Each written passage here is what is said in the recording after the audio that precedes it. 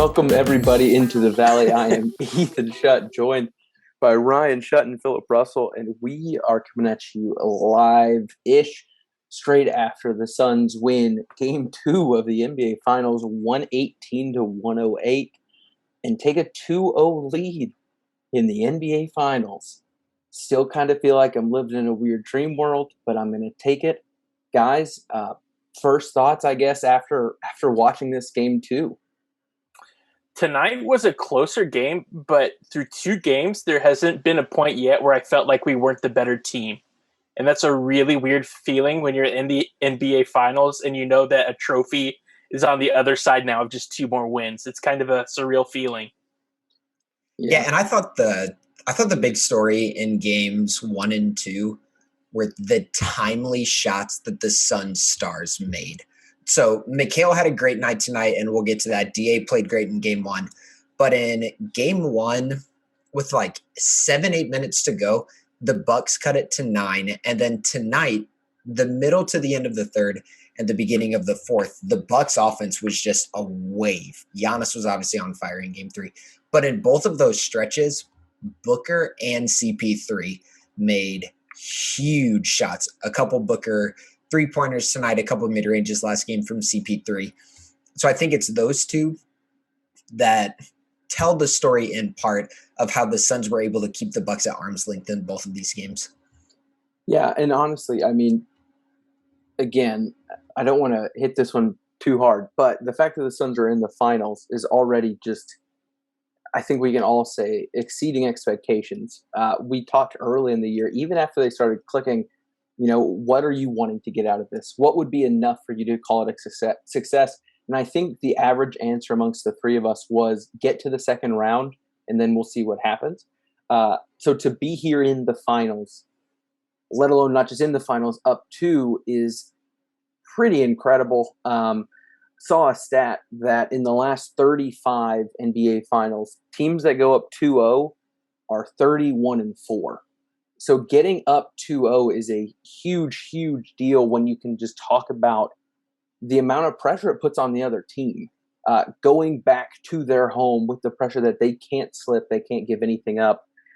So again, we're going to kind of recap these first two games real quick, but wanted to take a quick break just to say thank you to those that are listening. We have really enjoyed doing this with the schedule being as crazy as it is. It's been a little tough. But if you're watching on YouTube with us, whether you're listening on Spotify or wherever, we just want to say thank you. Feel free to hop in the comments or hop on Twitter at the Valley PHX and say hello. And then in pretty exciting news, our recording schedule is going to be a little interesting with the upcoming games because 2/3 of the Into the Valley podcast will be making a road trip from Kentucky to Milwaukee to watch Game 3 of the NBA Finals. Ryan and I are pretty stoked. Philip will be there with us in spirit. We're staying with his family on the way, so making sure the one love, all one family continues. But yeah, I texted Ryan at about 1 a.m, the night the Bucks beat the Hawks, and I just said, we're going to Milwaukee, bud. And I didn't fill him in on any of the information. I didn't know ticket price. I didn't know anything. Ethan was just like, hey, we're going. We'll figure it out. And I was like, none of that right. mattered. I said, this is happening. Again, we've talked so many times about the incredible season it's been and all the emotions going into it. So the ability to go see the Suns play in the NBA Finals was one that I could not pass up. Even if it meant a quick 8-hour road trip. I mean, we can write it off as a work expense at this point, right? Like, this is... I'm blessed to have a wonderful boss who my 1 week notice day off with the reason being NBA Finals, need to go watch the Suns. He was like, that makes sense. Have a good time. And he already knows that if the Suns win the next day, I'm definitely not working. So it will be interesting the upcoming days, but wanted to at least inform you of that. If our recording and posting is a little sporadic, that is why. But I will encourage you, if you follow the at the Valley PHX account, we will be able to be doing some live tweets and updates from Milwaukee. So cool videos, pictures from the stadium, which will be neat. Ryan and I have already come to the agreement that we are going to be very respectful away fans. we don't want to get punched by a guy in a Steve Nash jersey, which we can talk about that one more later. So we will be there quietly and proudly supporting our team. We'll be decked out, but I'm not built for a fight. I'll just put it that way. The 5'7" frame can only carry me so far. But let's get back to the finals here. Suns up 2-0. Philip, I want to start with you. I feel like we've seen two incredibly different games so far in the finals, which is fun. I think that's awesome. If you put game one and game two and hold them next to each other and try to see the connections, there's way more different than there is similar. Yet the outcome was incredibly similar in the way the Suns were able to close it, the lead they had towards the end, and eventually the final scoreline in a sense. What has been the biggest takeaway after watching these first two games? Do you want stats or just general takeaways? Go for it. Either one's fine. Go for both if you want. All right, I'm gonna hop into my stat, which is a series of stats that's really a takeaway. So hang with me. Thank you. All right, game one, some of the big stats. Points in the paint, pretty much even, 44-42. Suns have an advantage. Bucks, plus 15 from three. Suns, plus 16 from the line. Okay. Even in the paint, Bucks have the advantage from three. Suns with a big advantage from the line. Game two, the Bucks clobbered the Suns down low. Bucks were plus 26 in the paint, but then the Suns completely flipped the 3-point game around, and the Suns go plus 33 from three with making, obviously, math checks out, 11 more threes than the Bucks. And then the Bucks plus 3 from the free throw line on 9 more attempts. Shout out to Giannis splitting pretty much every pair that he gets. Now, what does that tell you about the Suns?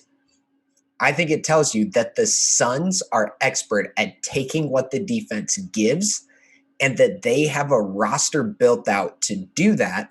If that means getting into the paint and letting DA eat a little bit, if that means Booker and Paul getting to the elbow and hitting mid-ranges, that's great. If that means getting Jay Crowder and Mikal Bridges open corner threes, they're good with that as well. The Suns are dynamic, they're flexible, they're nimble on the offensive end, that the Bucks are pushing buttons that seem to be pretty good buttons to push, whether that's in game one, make a 6-foot point guard, make contested mid-ranges. If that's game two, make the third and fourth option, shoot threes from the corners. And the Suns have responded beautifully in both the games. So again, what the stats show is that the Suns can take what the defense gives them and that you can't put the Suns in a corner because their execution on the offensive end is just that good. Yeah, I was listening to the Mismatch, the Ringer podcast, Kevin O'Connor, Verno talking about, I think it was right after game one. Yes, Philip? Nah, I just wanted to do all the names for KOC, but you kept going. Keep going. Kevin O'Bomber, Kevin O'Climber, Kevin O'Concert. Yeah. I mean, I feel like there's 13 other ones. But Kevin made a point that was super simple, and he even kind of prefaced it with, this might be really dumbing things down in a very complex sport. He said, but after watching game one, the Suns offense looked like an offense that's really hard to stop. And the Bucks offense looked like one that's really easy to stop.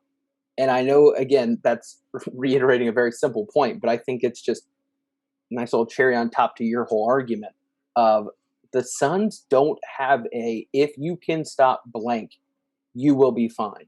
They have too many good options. Even when, some of the pieces aren't quite hitting, that depth and just so many players you can trust. And not only that, it's players that aren't one-weapon guys. Like Cam Johnson is not I can shoot threes. He can attack a closeout. You saw it tonight. Get to the free throw line. Mikal, same thing. Some of those sweet 12, 15-footers, hitting threes early, getting the confidence, getting to the free throw line.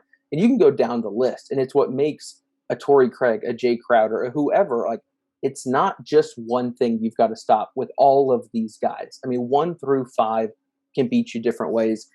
And, I'll get to my takeaway in a sec, Ryan. I'll turn it over to you. But I agree, Phil. I think the Suns just proved that their offense, it's going to take a lot to slow it down. Well, Ethan, speaking of the Ringer, during the game, Paolo tweeted, sometimes the Suns feel like a super team, but instead of having 3 stars, they have the ideal basketball player for each position. And I think that's what makes this team so good in so many ways. And I think A lot of folks outside of Suns fandom are going to try and discredit if the Suns end up winning this finals run because of injuries or because of their path or whatever. But when you look at this Suns team, they're going to be a historically good offensive and defensive team. And that doesn't add up to a fluke championship.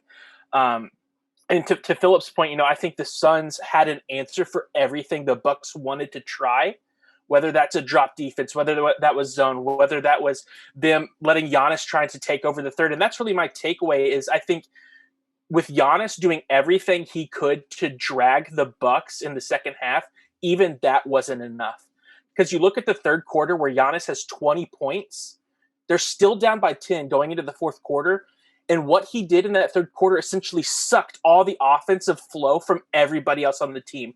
Because he was going in the lane, he was getting fouled, he was taking 3 minutes to the free throw line, and it gets everybody out of rhythm. And so even with Giannis doing his best to Superman them into the home stretch of that game, they don't have enough. And I think that's going to potentially be the story of this finals if the Suns just don't lose their head.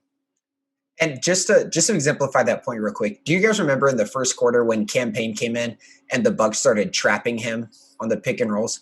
Okay, so they trap. I texted you guys. I was like, they're doing this because he's short, and they're massive when they come out with Lopez. Even on those possessions where they trapped the first 2 times, so the very first 2 times that they trapped, Cam Johnson wide open 3 and he made it. And then the second time, Cam Payne slipped a great pass to DA, who missed a shot, but it was 2 good looks back to back. So they've been dropping or switching. They blitz, and the Suns' their second unit just smoothly rotates into a pocket 3 and then smoothly rotates to get one of the most offensive players in playoff history a shot. And that's just who they are right now. Yeah. Did you guys happen to look at plus minuses tonight out of curiosity? Yes. Briefly. Just in case you didn't look, so Giannis had 42 points. If you don't recall, if you had to guess, what's his plus minus tonight? 42 I just points. Flipped over, so I know. Oh, okay. He's -3. Like, that's wild to me. You can drop 42 points. Plus. He's plus 3. Plus. Oh, okay. Then I misread that. So never mind. Point off the board. Either way, you would still think with 42 points. He's the only dude in the positives on their entire team. Yeah. So I mean, I want to get my takeaway in there, and it's a blend of what both of you guys said in a sense. In the Ethan Shutt way of dumbing down basketball, I think the 2 ways a team will beat you when they shouldn't beat you are either a incredibly hot 3-point shooting night or a superstar takeover. That is what I have, through all of watching basketball, even at low college levels. If you're going to get beat by a team that shouldn't beat you, either they got crazy hot or someone took over. And we've seen that. We've seen that a lot. We've seen it in the playoffs with certain teams just going Super Saiyan from 3, whatever have you. What we have seen in 2 games are both of those things happening and the Suns winning by double digits. In game 1, the Bucks shot 44% from 3, which was 16 of 36. That is one of their best 3-point shooting outings for a long, long, long time, let alone in the playoffs where they've been incredibly bad. Yet the Suns comfortably win by 13 without any one player just kind of doing something out of the ordinary. I mean, Chris Paul got hot, but we've seen that happen. That's not out of the ordinary. That's Chris Paul doing what he's supposed to do. And a good performance from the supporting cast. DA obviously really playing well for himself and stepping it up. And then game 2, we have the exact opposite. We have the superstar takeover. We see Giannis have one of the biggest quarters in NBA Finals history in the last 25 years. And the Suns win by double digits with a very comfortable ending to the fourth quarter. And the thing that cracks me up is if you look at the Bucks 3-point shooting tonight, you see they go 9 of 31, shooting 29% from 3. And your initial reaction, at least mine, would be like, oh, that's a really bad 3-point shooting night. That's an outlier. That's not normal.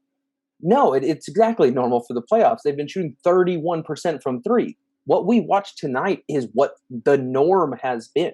If they were to win the finals, they would be one of, if not the worst 3-point shooting teams ever to win it in the modern era. And so we've seen both outings, and unless they somehow continue to, I legitimately think the only way the Bucks win is if they can put both of those 2 things together. And how often does that happen, right? I mean, you don't see nights where your team's shooting 47 from three and your main guy is putting up 25 shots and dropping 40. And so as I think through this, I'm like, okay, what this is telling me in a very simple version is it's going to take a lot for the Bucks to win a game.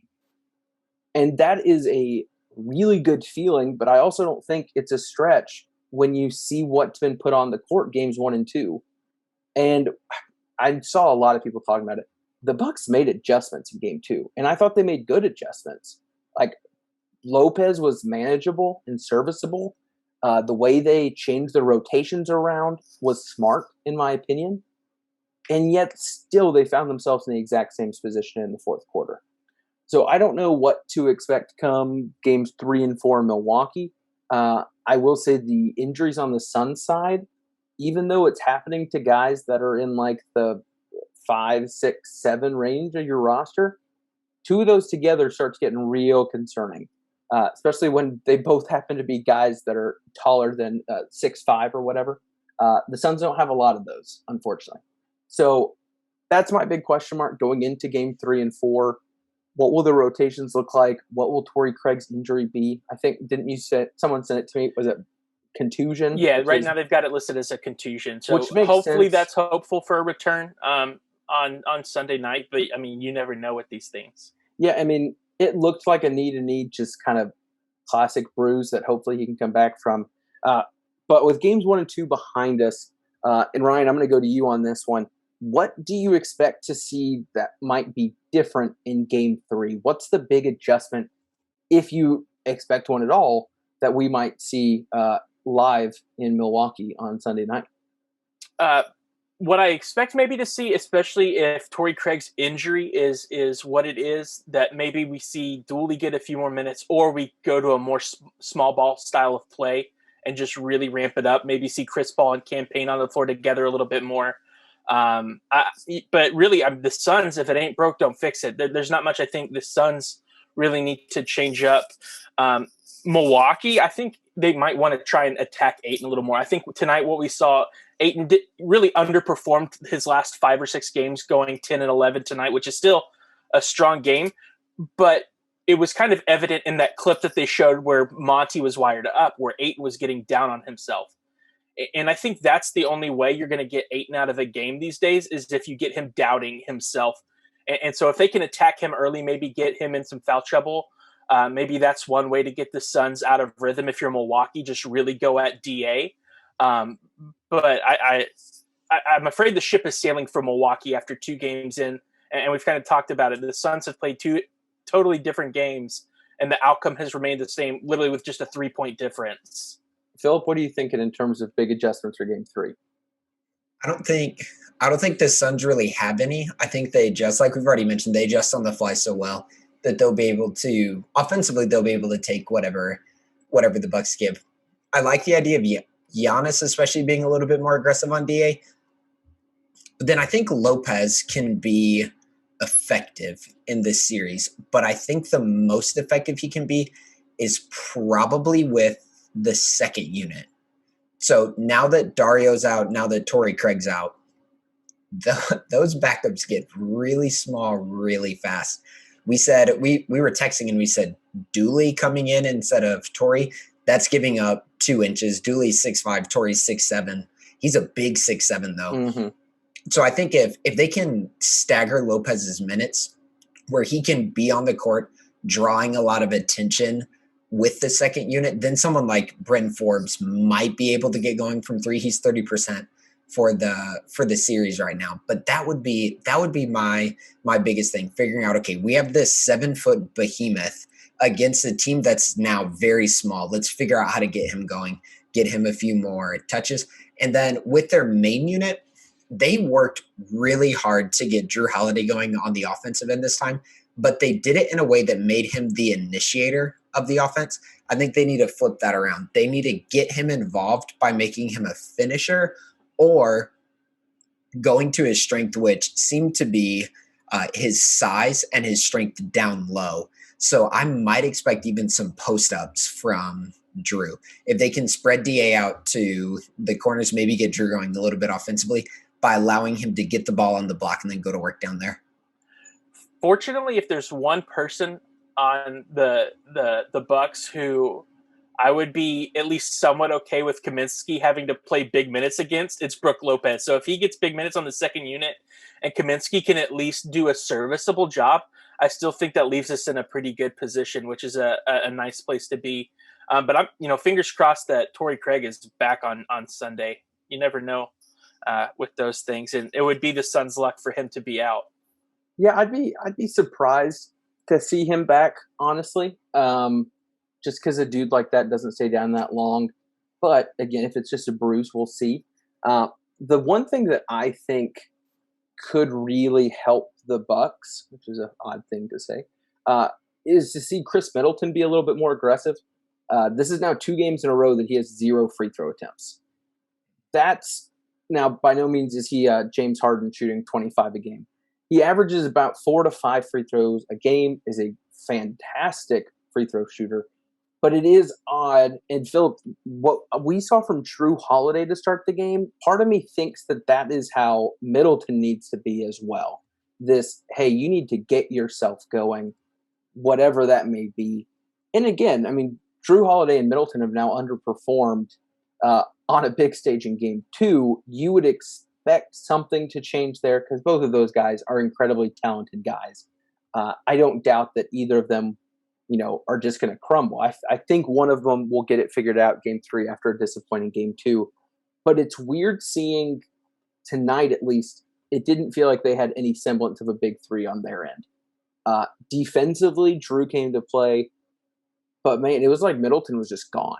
And we saw in Game 1, he was the one constantly hitting those threes to get him back in it. But still, that was just to kind of stop the bleeding, not to make a takeover type move.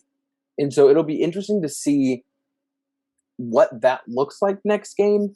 But my thought is if you have Drew Holiday, Middleton, and Giannis, that means you have to have 3 Suns players defending them at all times. And when you add Lopez into the mix, it gets even weirder when you're starting to get those size mismatches. But Lopez did well enough in my mind tonight that he should stay on the court.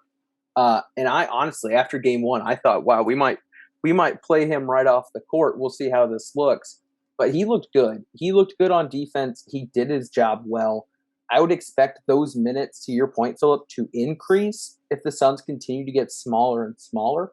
And I would expect the Bucks to continue to push their grasp on the offensive boards because Torrey Craig's absence is massive when it comes to the rebounding on both sides of the ball.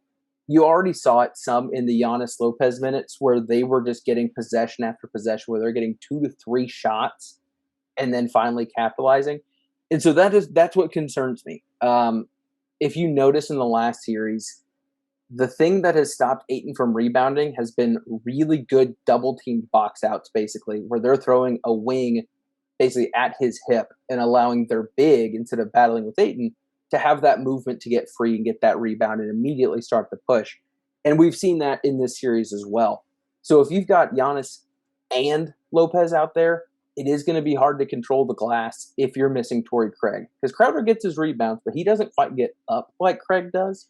And Ayton obviously is great, but if you're putting a lot to stop him, he can only be so effective. So that's the stat I'm really intrigued by. And again, a lot of that comes down to Torrey Craig's health, which is a question mark. We don't have Dario flying in for rebounds over everyone anymore, like we all got so accustomed to seeing. No, not a thing. Oh, that's okay. Give a man while he's sorry. down, man. I'm sorry. I love the guy, and I wish him nothing but the best. And you know what? I'm really pumped that he signed a big contract in November. So the man's getting paid, got that financial stability with all this. Because that could be horrible for someone. And the Suns there's the thing in the collective bargaining agreement where the Suns can get like right around half of his contract back. Yep. Which is gone. It's not quite a mid-level exception, but it's close. It's almost $5 million next year, which would be very helpful for the Suns in free agency. You mean Blake Griffin? What? I don't know if Blake Griffin's only getting $5 million next year. Hey, if he wants a championship, he might. Anyway, whoa. Oh, hello there. Hello back there. To back. So, hey, the Lightning showed us how to do it last night. Guys, we want to bring back a segment that we enjoyed last time. And you all listening seem to enjoy. Got great responses on Twitter and in the YouTube comment section. We need to bring back Safe Space. Safe Space is a time and a place where we all, in love and harmony and compassion, put together our meanness and our snide remarks and our judginess, and we create a safe space where we can open our hearts and our minds to you, the listeners, in a judgment-free zone. So, with that said, Philip, this is a safe space. What do you want to share? You remember that possession that almost broke the internet tonight that got comparisons to the 2014 Spurs, where there was like a basketball orgasm happening on NBA Twitter with all the passes? Are we familiar with this play? I think there were 11 passes before the bucket. Yeah. All right. That wasn't as great as it seemed. Here's the deal. You talking about the deflection as well? Crowder tried to do his one-handed pass that gets deflected and all that? Yeah. Here are all the problems with that possession. Number one, Jay Crowder should have shot it. That was the second pass of the possession. Number two, Mikhail should have shot it in the corner. That was the third pass of the possession. CP3 should have shot it in the opposite corner. That was the fifth pass of the possession. Booker should have shot it. That was the seventh pass of the possession. And then Jay almost turned it over, and they got a lucky bounce, rotate. Mikhail dumps it off to Ayton. Like, it's cool, and it makes for good social media content. But basketball-wise, as I texted you, I yelled in the possession, somebody shoot the ball, because they were open. Selflessness. Selflessness. Didn't Chris try to shoot it, got stuck in the air, and dumped it to Jay, and then he tried to do his?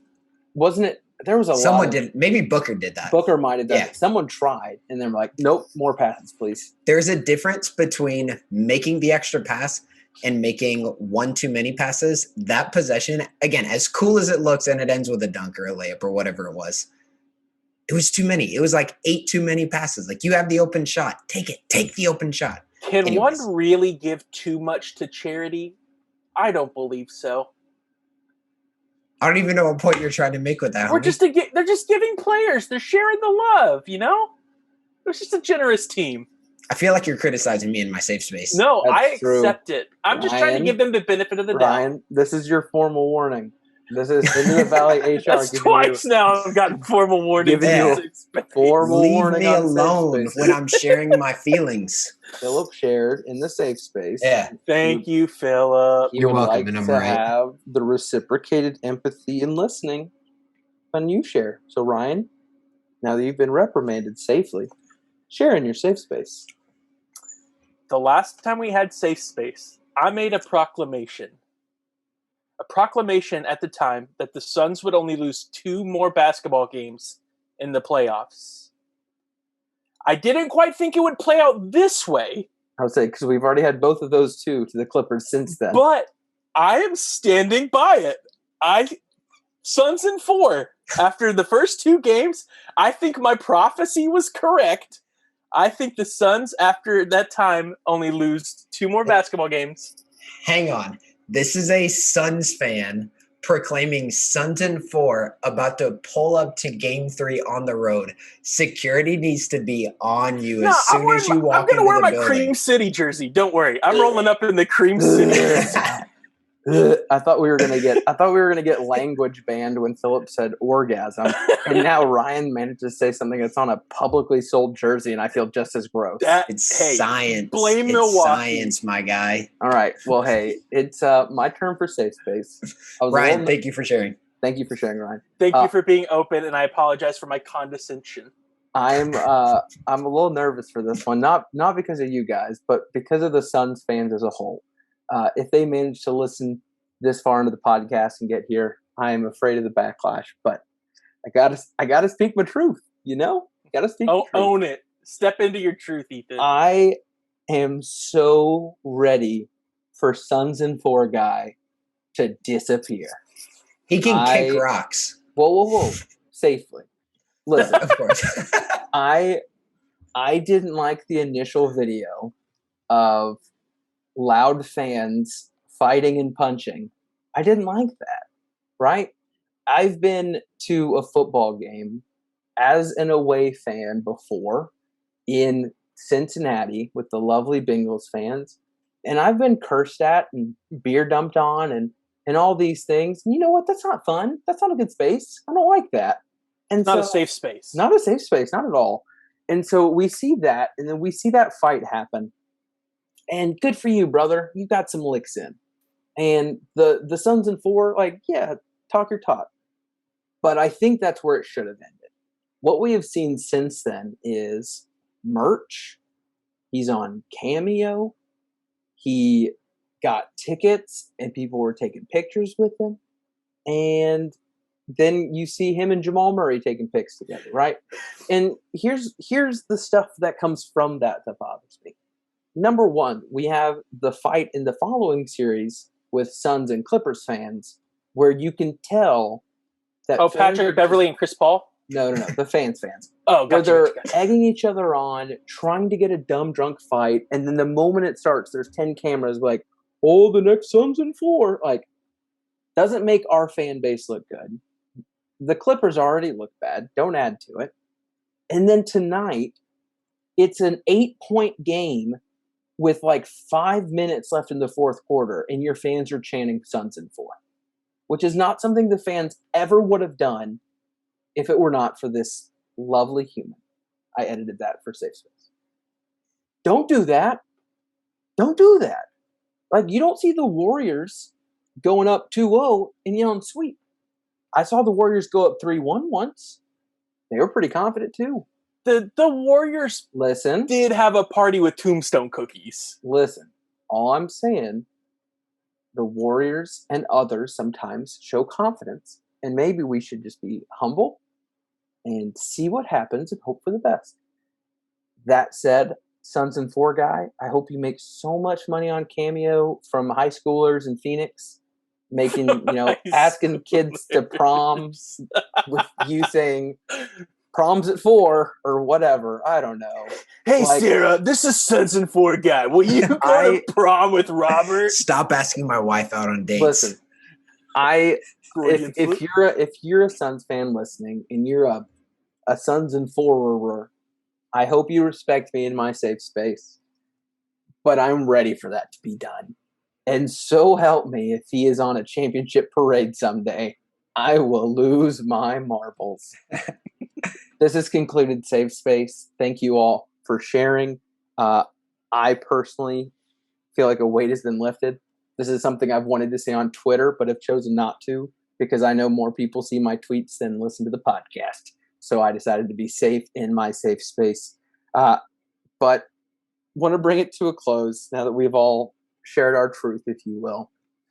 Ryan and I will be there in Milwaukee. Philip will be watching at home. We'll be texting like we do. Do you guys think it's crazy to assume, like, if you were putting money on it, do you think the odds would say a sweep is the most likely outcome at this point? Or would you say Suns in 5? Suns in 5 is the most realistic option. You're going Suns in 5, Philip, Suns in 5?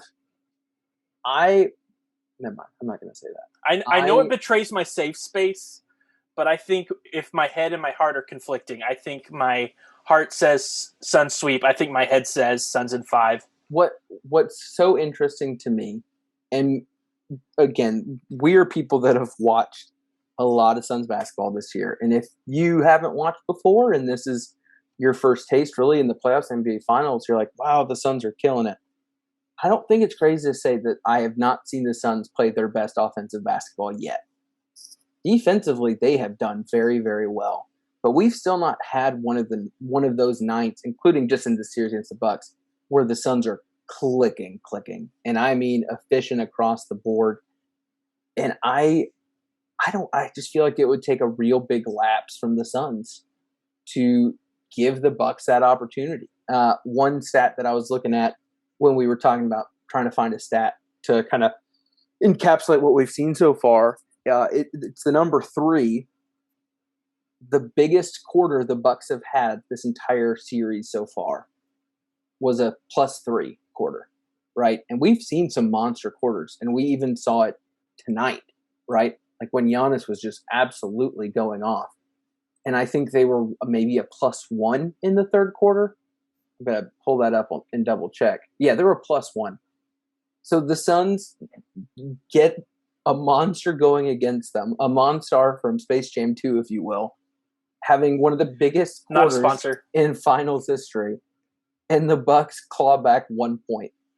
And you go back to game one where they were hitting every three in the world. Their biggest quarter was a +3. And that's just nuts to me. Because there have been quarters where I'm like, I feel like momentum should start swinging the other way. The score should start going. And it just hasn't happened. Even with, I think they said the biggest lead for the Bucks in this game was 9 pretty early on. And it was gone like that, man. Like the Suns just seem to have an answer to everything. And I think that's a credit to their depth of just having an intelligent team top to bottom. And I think Monty is continuing to show people why he should have been the coach of the year. And that will go down as just an absolute joke. No offense, Tibbs. I hope you're having a great time. Honestly, probably drawing up defensive drills on his iPad, going to bed at 7 p.m. Let's be honest. I mean, look, I think Suns in 5 is the safe bet, but Suns in 4 definitely wouldn't surprise me. Suns in 6 or 7 would be a little crazy at this point, but might happen. Who knows? Guys, enjoyed it. This has been a fun series. I think hopefully for basketball fans outside of Suns fandom, it's been enjoyable to watch. I try to be able to take away my bias and just view it as basketball. But it's been fun. Like I said, we don't quite have our schedule figured out. It depends on the traveling from Milwaukee. But Philip, I'll give the hot mic to you. You got 10 seconds. What message are you leaving with as we go into game 3? Giannis has played an amazing series, and the Suns won decisively twice. Hold on tight to that, Suns fans, even as the games get even closer in Milwaukee. Love it. Guys, follow us on Twitter. Get some updates this weekend from Milwaukee. With Philip and Ryan, I am Ethan. This is Into the Valley of Phoenix Suns podcast. We out.